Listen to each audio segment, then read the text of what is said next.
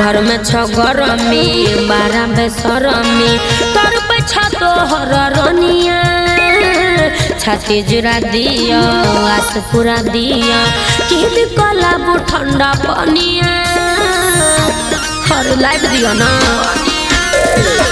घर में छ गरमी 12 बेसरमी तोर पे छतो हर रनिया छाती जुरा दिया आस पूरा दिया किद कलाबू ठंडा पनिया सैया हो पिया दू हमरा मिनरल वाटर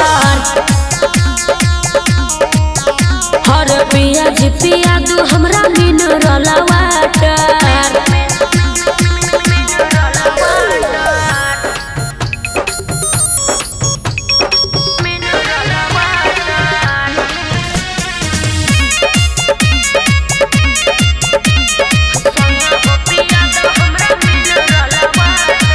करबो न कटनी पिसबो न चटनी टिकुला रहता भले काचे सुमन सोना राइटर बादल से बतिया कहबो हम सचे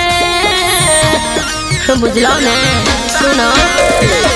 करबो न कटनी पिसबो न चटनी टिकुला रहता भले काचे सुमन सोना राइटर बादल से बतिया कहबो हम साचे राजा जी पिया दू हमरा मिनरल वाटर हेलो पिया जी पिया दू हमरा मिनरल वाटर ला दुनिया।